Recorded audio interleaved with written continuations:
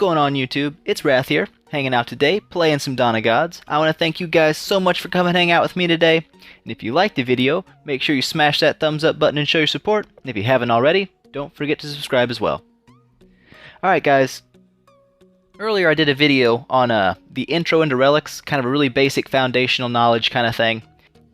Today I wanted to expand on that. I wanted to get a little more in depth on Relics, blessing them, why you should be blessing them, and I guess more importantly, how to bless them.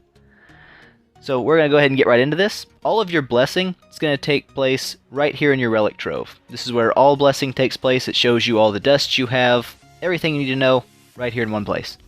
Alright, so why should you be blessing your relics? I see a lot of people who go through the entire process of getting an orange or a gold relic, and they never bless it, and it kind of defeats the entire purpose of having an orange or gold relic. I mean, they're really only good once you've blessed them. To me, it's kind of like going through all the struggle of getting an event 7-star god, and then never using it.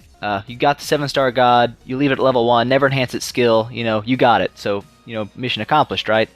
Same thing here. If you get the gold relic, that's not it. You still have a lot to do for it. You got to bless it, you got to make sure you're getting the right perks on it, you got to make sure it's a relic you're actually wanting to use. So when you get a relic, what's the first thing you do? If you've been doing this for a while, you already know pretty much when you get a relic what it buffs, but if you don't, this little question mark right here, this is going to show you everything that specific relic can buff. It'll show you all the stat ranges, all the stat perks, up and down, everything you need to know about that relic right here. So when you decide to bless the relic, you've got one, you like it, you want to bless it, now comes the part no one likes, and that's you got to spend the money. So the cheap ones down here, the purple relics, they're really cheap to bless. 150,000 ambrosia, 2 blue dusts, 1 purple dust. Really cheap, You'll see up here these little locks. You can click one of those, and that will lock that attribute in, like the attack of mage gods. That will never change now. I could hit bless, and that would still be there. Only the bottom perk would change. You'll notice after you lock it, though, that down here, there's now a comet cost added into the normal cost of blessing. And that's where things get really expensive, so I would never recommend you actually lock an attribute on a purple relic. You can lock oranges, and there are certain specific situations where you should, but mainly your locking is going to take place on your gold relics. Alright, now we'll scroll up here, and we'll click an orange relic. So you want to bless an orange relic. You'll notice the cost goes up quite a bit. 300,000 ambrosia, 3 blue dusts, 2 purples, and 1 orange. Obviously, that orange dust is because it's an orange relic. A gold relic will have a gold dust spot there. Alright, now if you want to lock this one, say you want to lock that stat here, boop, you'll notice the bless costs actually 25 comets. It gets more expensive for the higher rarity relics. The reason for that is, obviously they're rolling more powerful perks, so if you're locking one, it makes sense to increase the comet cost as well. Alright, then we'll go up here and check out the golds. Golds are a little bit different when it comes to blessing. You'll see the cost goes up again quite a bit, 500,000 ambrosia per attempt. So it's very expensive to bless these, especially if you're doing it multiple times. That's why a lot of people, I think, don't do it, and they kind of shoot themselves in the foot. I mean, it is expensive, but it's very much worth it. 4 blue dust, 3 purples, 2 oranges, 1 gold.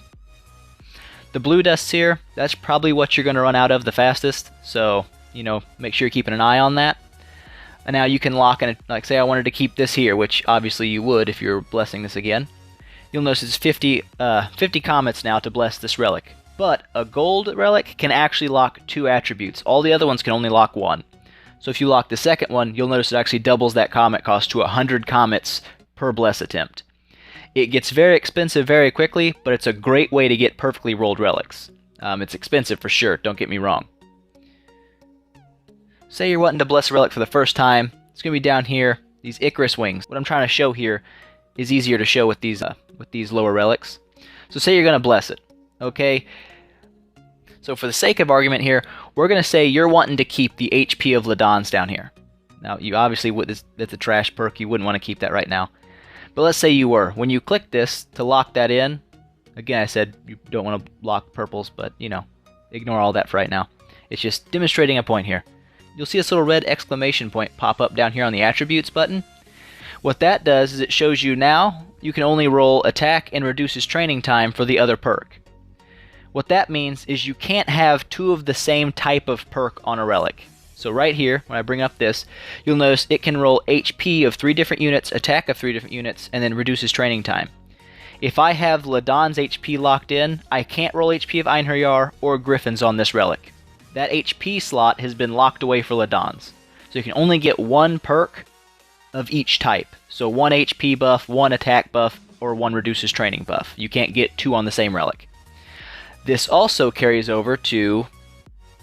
We'll go up here and check this out.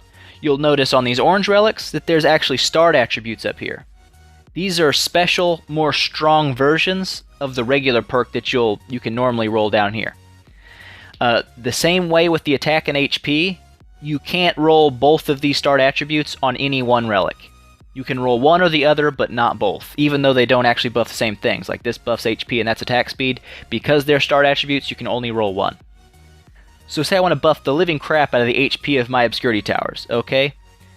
Could I equip 2 of these Promethean Flames with max HP buffs on them and like just stack it to craziness? No, you can't. A lot of people don't know that buffs don't stack. So if I had 2 of these equipped, whichever one holds the higher perk, like if this is a 143, if my other perk that I had rolled was a 141% increase, the 143 would actually cancel out the 141 and it would do nothing. So it's kind of a wasted perk slot. It's kind of like in the first video I said it's good to have duplicates. If you wanted both those start attributes, then that's when you would have the other relic and you would bless it to have the attack speed and the other to have the HP of your Obscurity Towers. That's kind of how that works. Alright, now what's the best way to go about actually blessing your relics? There's a couple different methods. Some are more expensive than others. So we'll just stick here with this right here. Say I was trying to bless this Odin's Eye. Okay? We'll ignore the fact that it's actually got a good perk on it already. You see it has nothing down here. I didn't lock any attributes.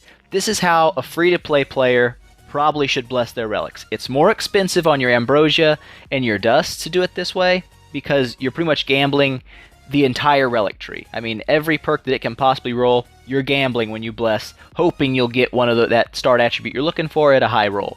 Okay, so it's a little more RNG based, but it doesn't cost you any comets. Now, if you're a comet spending player, say you buy comets and, I mean, there's nothing wrong with that, you can actually narrow this down to be a little easier for you. So say I was really wanting the attack of Divine Hands, but a really good roll. But I didn't want to sit there and randomly bless over and over again and hope I got it with my Ambrosia. What you can do is you can lock other things. Like I could lock this HP here and this deals damage. Now you'd say, well, why the crap would you want to lock those 2 perks? They're really not that useful. No, they're not. But what they do, is you'll know from earlier, is they actually limit the number of perks you can roll. So I've eliminated every HP buff. I've eliminated every deals damage on death buff. So now I've limited the pool of perks I can actually roll on that relic, so I'm more likely to get my Attack of Divine Hands buff. It does cost more comets, it is more expensive, but it eliminates a little bit of the RNG in your relic blessing. Personally, I always just bless with nothing locked until I get the roll I'm looking for, and then I'll take and lock that, and try to fill the relic out with the other perks I'm looking for. Alright, well that's really pretty much all there is to blessing. It's not super complicated, but a lot of people don't do it because it's expensive. And I'm telling you, that's really not a good idea. I mean, you should definitely be getting in there and blessing those relics, because that's really the only reason you get them anyway. If you're going to equip a gold relic and keep all these blue and purple attributes on it, what was the point in getting the gold relic? The only point in getting the gold relic is to get those gold perks. I mean, that's kind of the idea. They're stronger, you want them that way. So definitely be blessing your relics. It will really change the way you play the game. As you can see right here, just as a quick example, increasing the attack of your Divine Hands by 105%. That's humongous. I mean, you're literally more than doubling the damage your Divine Hands do. If you're having trouble getting smashed by archers and centaur archers, all these really spammy little troops, being able to one-shot them by doing double damage to the Divine Hands is humongously helpful. I mean, it will literally change the way you defend. So that's why I'm saying they're expensive, but they are expensive for a reason. So, that's why I'm kind of telling you to do this. I mean, I wouldn't tell you if it wasn't important. And this is definitely one of the most important parts of the game. Gods obviously are a huge part of the game, but the relics are, I would say, right up there with them. If you have great gods and trash relics, I mean, you'll defend okay, but not near what you could be. Anyways, that's really all there is to blessing relics. It's not super complicated. It's pretty simple. If you like the video, please make sure and smash that thumbs up button and show your support. If you have any questions that you'd like me to answer, leave them in the comments and I'll do my best to get back to you. Hope you enjoyed watching, and I will see you guys next time.